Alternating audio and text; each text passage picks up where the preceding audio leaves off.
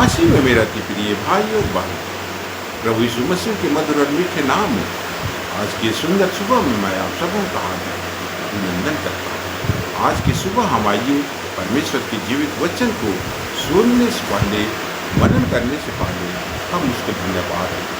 हम छोटी प्रार्थना, ये स्वर्ग शक्तिमान ईश्वर दयालु पिता, आज की सुंदर सुबह में तेरे चरणों में आते हैं तो नाम की महिमा कर। प्रभु जी, पिछले रात्रि की घड़ी में तूने हमारी रक्षा की, रखवाली की, प्रकार की दुख तकलीफ संकट विपत्ति से तूने हमें बचाया। हमें वाला चंगा जीवन भी हम सारे मन से इसी समय प्रभु जी हम तेरे जीवित वचन को मनन करना चाहते हैं, इसलिए अपने आप को तेरे हाथ में सौंपते प्रभु। हमारे हृदय की मलिनताओं हर एक प्रकार के पाप के गुनाहों को तू क्षमा कर, हर एक प्रकार के शैतान और दुष्ट आत्मा कर बुरे विचारों को हमारे मनों से हृदय से तो निकाल बाहर कर, और अपने पवित्र आत्मा की अगुवाई और सहायता हमें करा, ताकि तुझसे सहायता पाकर हम तेरे वचन को सुन ले सके, मनन कर सके, जो कि हमारे आत्मिक जीवन के लिए हमारा सहायक होने लगा। प्रभु जी, जब मैं तेरे वचन को इस समय अपने मुख से बोलना चाहता हूँ प्रभु, इस समय अपनी उपस्थिति मेरे साथ प्रदान कर, ताकि प्रभु जी मैं जो कुछ भी बोलूँ मेरे मुख से नहीं परंतु तेरे मुख से ही तेरे जीवित वचन निकल। प्रभु, हर प्रकार के पाप दुष्ट गुनाहों को हम मान लेते हैं, दया से क्षमा कर, और हमारी ये दीनहीन प्रार्थना है जो कि तेरे बेटे यीशु मसीह के सामर्थ्य नाम में लाते हैं, दया से सुन और स्वर्ग राज में अपनी महिमा के लिए ग्रहण कर। आमीन।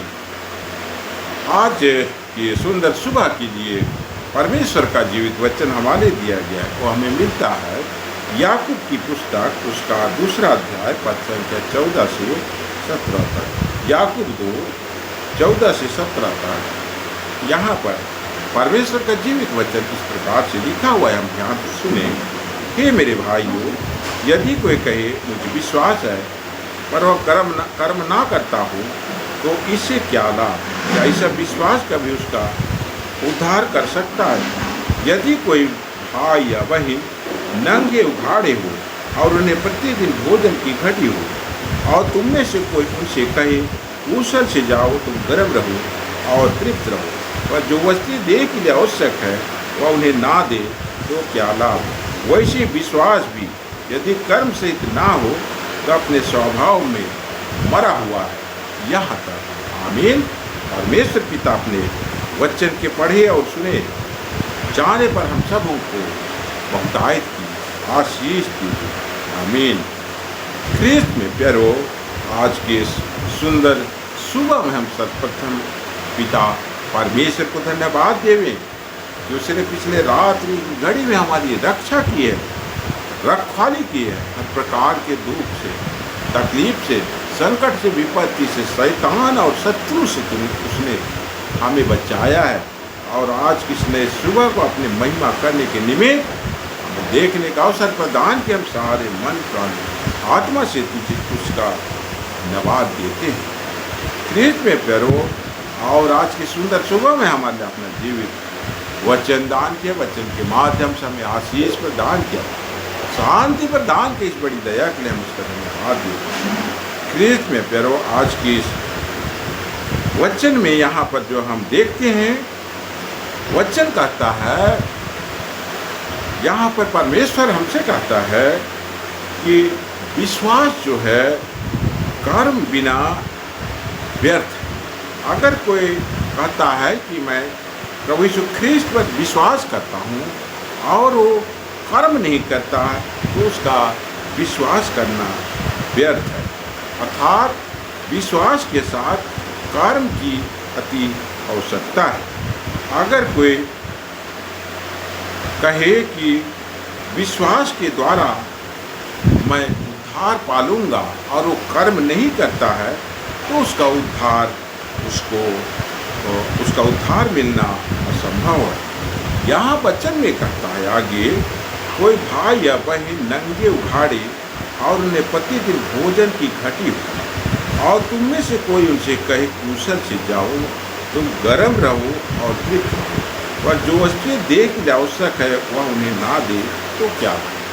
ख्रीस्त में प्यारो, कोई भाई या बहन को नंगा है, उसके पास तन ढकने के लिए, सर्दी से बचने के लिए कपड़े नहीं हैं और उसको खाने के लिए भोजन नहीं है, वो भूखा है। इस हालत में अगर कोई आदमी कहे उससे कि कुशल से जाओ, गर्म रहो, तृप्त रहो, इस प्रकार से उसको कहे और उसकी जो बुनियादी आवश्यकता है उसका वो मनुष्य जो है पूर्ति ना करे, तो उसके कुशल से जाओ, गर्म रहो कहने से उस आदमी को कोई लाभ नहीं होगा। क्या?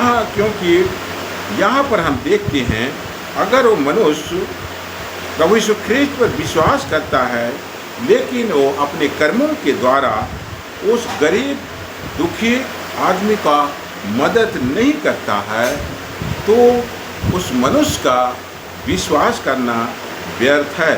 वो उस उद्धार का लाभ भागीदार नहीं होगा। यहाँ आवश्यकता है कि उस गरीब आदमी का मदद करने की, और उसको जब वो भूखा है उसको उसका पेट भरने की आवश्यकता है। अगर इस प्रकार की वो मनुष्य उस आदमी को, उस गरीब आदमी का मदद नहीं करता और उसे कहता है तुम खुश रहो, गर्म रहो, कुशल से रहो, इस प्रकार का सिर्फ मुंह से बोलने से जो विश्वास करने वाला मनुष्य है उसका उद्धार नहीं हो सकता। इसलिए हम वचन में हम देख पाते हैं, पवित्र बाइबल में देख पाते हैं, हम अब्राहम को देख पाते हैं। वो एक धर्मी पुरुष था और उसका काम के द्वारा वो एक धर्मी गिना गया। अब्राहम को ईश्वर ने 100 वर्ष की उम्र में एक बच्चा इसहाक के रूप में दिया, और इसहाक जब कुछ बड़ा हो जाता है तो उसको आज्ञा देता है कि तेरा बेटा को लेकर मोरिया पहाड़ में चले जाओ और उसको मेरे लिए बलिदान कर दे। अब्राहम जो है परमेश्वर की आज्ञाओं को टालता नहीं है। वो अपने बेटे को लेकर मोरिया पहाड़ को जाता है और लकड़ी का वेदी वहाँ बनाकर उसके ऊपर जो है उसको लिटाकर जब उसको छुरी से बंद करने के लिए अपने हाथों को बढ़ाता है, तो परमेश्वर उसके हाथों को रोक देता है और कहता है मैंने तेरे विश्वास को देख लिया। और वहाँ पर एक भेड़ का बच्चा उसको दिखाई देता है और परमेश्वर वहाँ उसको एक भेड़ के उपलब्ध कराता है और इसहाक को जो है अब्राहम उसको छोड़ देता है और उसके बदले में जो भेड़ वहाँ रहता है उसको बलि चढ़ाता है। इस प्रकार हम देखते हैं अब्राहम जो है विश्वास और कर्म दोनों के द्वारा वो धर्मी ठहराता है। वो अगर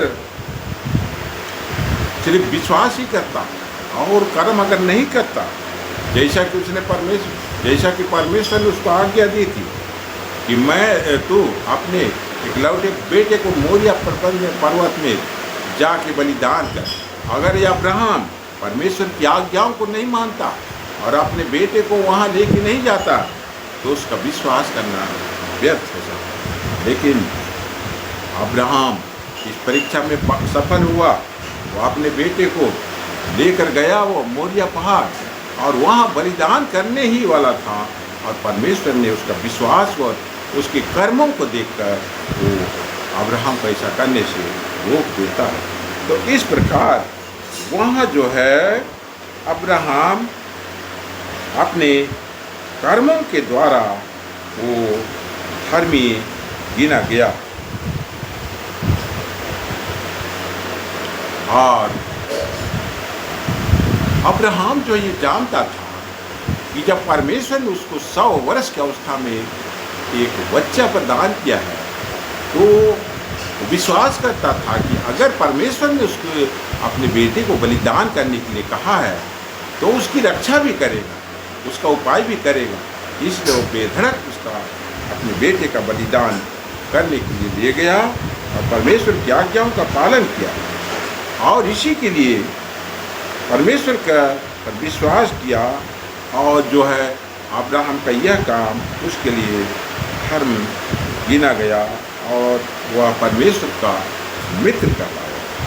उसी प्रकार से हम देखते राहाब नाम की वेश्या को देखते जिसके यहाँ दूत उतर आए थे और नगर वालों से उनको बचाने के लिए वो पीछे की मार से उन दूतों को नगर से बाहर कर दिया और नगरवासियों के हाथे में उनको आने नहीं दिया। इस प्रकार के जब राहाब वेश्या ने उन दूतों के साथ बर्ताव किया तो उस राहाब वेश्या का जो है वो भी अपने कर्मों के द्वारा धर्मी गिनी गई और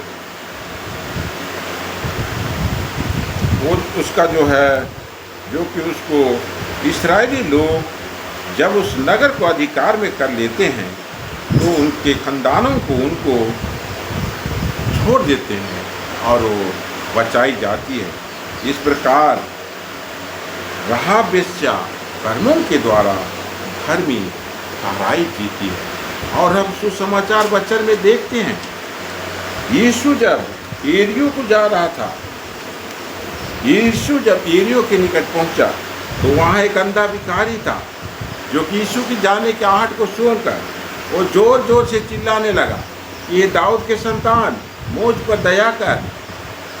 और जो है उसके चेले उसको उसका चिल्लाना को बंद करने के लिए उसको कई एक बार उसको मना किया तो आवाज़ ना करे, चुप रहे, परंतु यह और जोर जोर से चिल्लाने लगा। और यीशु जो वहाँ से गुजर रहा था उसकी आवाज़ सुनकर वो कहता है उसको बुलाओ। वो अंधे को उसके पास लाया गया और अंधे से पूछता है तुम्हें क्या चाहिए, क्या करूँ मैं तेरे लिए। तो अंधा कहता है हे प्रभु ऐसा कर कि मैं देखने लगूं। तब यीशु कहता है उससे तेरे विश्वास ने तुझे अच्छा कर दिया। और ऐसा कहते ही वो चंगा हो गया और वो देखने लग गया और परमेश्वर की बड़ाई करते हुए उसके पीछे हो लिया। क्रिस्त में प्यारो, यदि वो मनुष्य वो अंधा भिखारी अगर यीशु को जाते हुए देख के आवाज़ नहीं करता, चेले जब उसको कहते हैं कि चुप रहे और वो चुप हो जाता तो शायद उसका अवसर निकल जाता और वो अंधा ही रह जाता। परंतु चेलों के मना करने पर भी उसने जोर जोर से चिल्लाना शुरू किया, कहता रहा कि दाऊद के संतान मुझ पर दया कर। और यीशु ने उस पर दया किया और उसे चंगा किया और देखने लग गया। इस प्रकार से वो अपने विश्वास और कर्म दोनों के द्वारा चंगा हो गया और उसको जो है वो अंधापन की बीमारी से छुटकारा प्राप्त। इसी प्रकार से आज हमारा विश्वास भी होना चाहिए। अगर हम प्रभु यीशु ख्रीस्त पर विश्वास करते हैं कि उसने मृत्युओं में से जी उठा है और हमें भी एक दिन जी उठाएगा और अपने साथ वो अपने महिमामय स्वर्गराज में ले जाएगा, हमें भी आज कर्म करने की आवश्यकता है, क्योंकि बिना कर्म के विश्वास मरा हुआ है और बिना कर्म के विश्वास करने से हमारा उद्धार नहीं होगा। आज हमारे अंदर में विश्वास के साथ यीशु का चरित्र, यीशु का व्यवहार, यीशु की पवित्रता हमारे अंदर होनी चाहिए, तभी हमारा विश्वास जो हम विश्वास करते हैं हम उद्धार प्राप्त करने की योग्य होने पाएंगे। इसलिए आइए हम आज इसी वचन को आत्मसात करें और विश्वास के साथ अपने कर्मों को भी हम इस संसार में करें, ताकि प्रभु यीशु ख्रीस्त के उस स्वर्गराज के हम एक दिन अधिकारी होने पाएंगे। परमेश्वर पिता इस छोटी प्रवचन में बहुतायत की आशीष दीजिए, आमीन। आइए हम छोटी प्रार्थना। स्वर्गीय पिता, हम बारंबार तेरे चरणों में आते हैं प्रभु, तुझे धन्यवाद देते हैं, धन्यवाद देते हैं प्रभु जी। तूने आज हमारे अपना जीवित वचन दान किया, वचन के माध्यम से हमें आशीष प्रदान किया है, शांति प्रदान की इस बड़ी दया के लिए हम तुझे धन्यवाद देते हैं।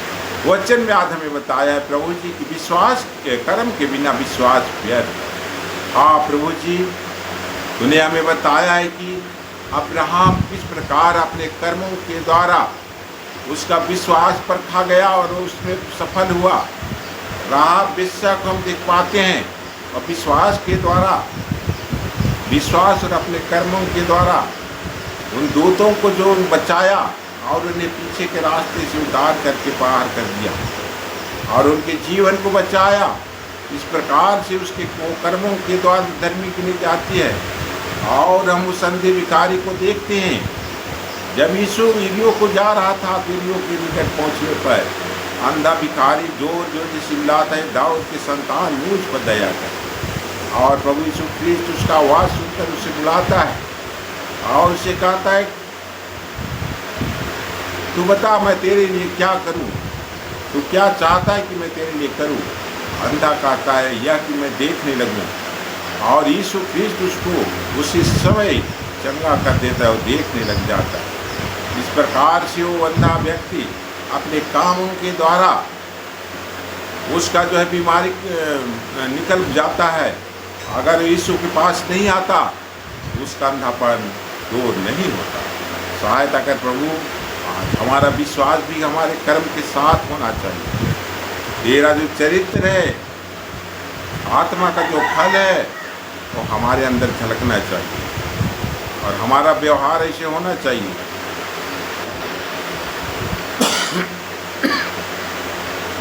ताकि हम सिर्फ विश्वास से नहीं, कर्मों से भी तुझ पर तेरे कामों को करने पाए और हम एक दिन ये सुधार और आशीष का भागीदार। और आज के वचन के आशीष हम सबों को तूने वक्तायत से दिया है, हम तुझे धन्यवाद देते हैं। आज के दिन कितने लोग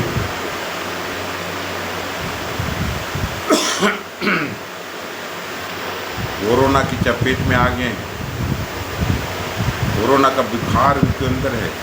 यीशु नाम में हर एक प्रकार की कोरोना की बीमारी हमारे सुनने वालों के शरीर से निकल जाए। कितने लोगों का आज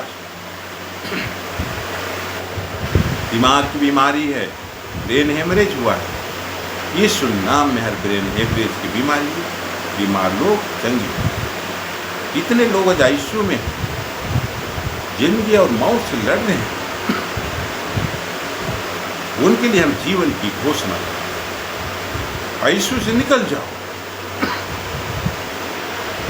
और चंगापन की आशीष आज उन हरेक को आज मिलने पाए जो कि आईसीयू में क्रिटिकल इलाज में है। तो हरेक आदमी आज चंगे। इतने घरों में लड़ाई झगड़ा है, यीशु की शांति उनके घर में पहुंचने। इतने लोगों का शादी ब्याह नहीं हो रहा है, यीशु नाम उनके शादी ब्याह हो जाए। इतने लोगों का नौकरी पेशा नहीं, रोजगार नहीं, यीशु नाम उनको आज रोजगार मिले। कितने बच्चे आज पढ़ने लिखने वाले हैं, परमेश्वर का ज्ञान उसके अंदर भरने पाए और हर एक बच्चे यीशु का डर घर में बनने पाए और तेरी आशीष का भागीदार। कितने लोगों का शुगर का बीमारी है, कितने लोगों का ब्लड प्रेशर का बीमारी है। यीशु नाम में हर शुगर की बीमारी, हर ब्लड प्रेशर की बीमारी रोग चंगी। हर एक को किडनी की रोग यीशु नाम में चंगी हो। हर एक को जिसका पैर हड्डी में दर्द है, हाथ में दर्द है, यीशु नाम में चंगे हो। जिसका भी जन्मदिन है, उसके जन्मदिन में तूने और एक दिन जोड़ा है प्रभु, हम तुझे धन्यवाद देते और उनके लंबे जीवन की हम कामना करते हैं, आशीष देते हैं। कितने लोगों का शादी का साल गिरा, यीशु नाम में हर एक आदमी का शादी का साल गिरा को हम मुबारकबाद देते और उनके खुशहाल पारिवारिक जीवन के हम काम। कितने भी लोग आज शराब और नाना प्रकार की नशे की आदि है, यीशु नाम में हर एक नशे की आदि उनके शरीर को छोड़ के निकल जाओ और ये भला मनुष्य, भला आदमी बनने लगे। तेरे पीछे चलने वाला आदमी बन जाए और तेरे आशीष का भागीदार बनने लगे। हर एक को आदमी, औरत, जवान, युवती जो कि आज शैतान और दुष्ट आत्मा से ग्रसित है, दुष्ट आत्मा शैतान के शिकार हो चुके हैं, यीशु नाम में हम आज्ञा देते हैं हर एक प्रकार के शैतान और दुष्ट आत्मा हमारे सुनने वालों के शरीर और मन हृदय को छोड़कर निकल जाओ और फिर कभी वापस नहीं। ईश्वर की शांति, पवित्र आत्मा और परमेश्वर पिता का प्रेम हमारे सुनने वालों के जीवन में किसी समय भर जाए। प्रभु जी, हम ये छोटी प्रार्थना तेरे बेटे यीशु मसीह के पवित्र नाम में लाते हैं। दया से सुन और स्वर्ग राज में अपनी महिमा के लिए ग्रहण कर। आमीन। और ईश्वर की शांति जो समस्त ज्ञान से परे ख्रीस्त यीशु में आप सबों के मन और हृदय और आत्मा की रक्षा करती रहे, अब से लेकर सदा हो। आमीन।